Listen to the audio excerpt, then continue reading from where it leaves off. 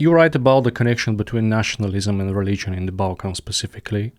And for example, Herder, who is, I don't know if you can call it the father of nation states or nationalism, the whole idea of natio, writes that the nationalism is almost almost always is looking at the blood and the soil, while the religious fundamentalism is always with a head held high and looking at the stars, looking at the sky. So this connection is very interesting. How the religion is connected to nationalism, and especially in the Balkan states. Where does it start? Yes, excellent question. So this is even more recent development. So I explained how Balkans is recent and how nationalism is recent, and this intertwining of religion and nationalism is even more recent. So the German or the Herder version of nationalism is, as I said, was based on ethnicity, and ethnicity was understood as language connection. So language was the key ethnic identifier. Okay, again important because in Germany there were confessional divisions, Protestant and Catholics and so on. So German was identified as someone who spoke German, and they thought a language was a natural feature transmitted from a mother to the child. Now we know that there could be other scenarios, and that even people speaking the same language can belong to two different nations and so on. But back then this was the main feature, and this was a kind of nationalism that these Balkanites who came into contact with Herder and other German thinkers and political activists, the ethnic based or the language based. And this was all, again, in the legacy of Enlightenment. It had nothing to do with religion, nothing with church, all with nature and language being part of the nature. And this is the kind of nationalism they brought into the Balkans, and which immediately caused friction with the church, which was, or the confessional belonging was the main feature of the identity. So almost entire 19th century passed in the conflict between the church and these secular nationalists, those modern nation builders. They were all secular, atheists, big enemies of the church.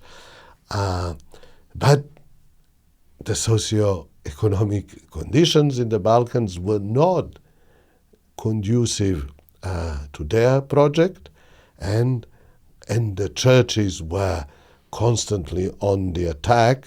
So both forces, the secular, atheist, nationalists, and the confessional, religious, both forces were weakening and in this conflict, which lasted, as I said, throughout 19th century. So towards the end of the 19th century, different in different contexts, but these two forces began to approach each other and make a sort of a compromise, to describe it in a simplistic way, so that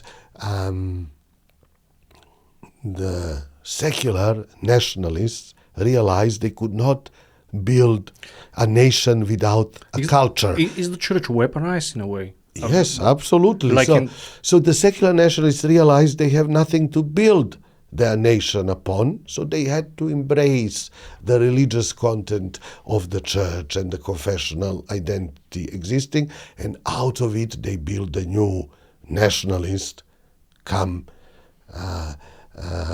religion or confession identity. And the churches, who were first such great enemies of nationalism, then gave up on this fight and accepted this heresy, let's say, of organizing as an ethnic confessional nations, and now we have Bulgarian church, Serbian, Romanian, Greek, and so on. So both of them had to change and to accept part of the agenda of the other power, and along that process, the confessional and ethnic identity were merged. And only from, let's say, interwar period was this process finished.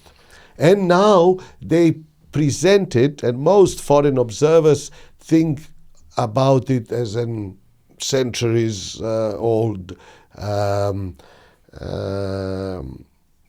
identification of religion and nation. But it's extremely recent. Okay, so all of this began at the late 19th century and lasted this merging between the seculars and religious, and lasted for 50 years, and in 1930s was finished. And then, strangely enough, it first occurred among the Orthodox, and thus divided what was an Orthodox ecumene or Orthodox Commonwealth throughout the Balkans in different Orthodox nations. And then the same model was copied, let's say, in Croatian nationalism, and even Albanian nationalism, or recently Bosniak nationalism, which followed the same Balkan model of this merging symbiosis between confessional and which is totally strange to Catholic Universal Global Church, let alone Islam, which does not recognize these divisions. But Muslim nationalists in the Balkans, such as Albanian nationalists or Bosniak and so on, follow the same model which was patented by Serbian, Bulgarian, Greek originally.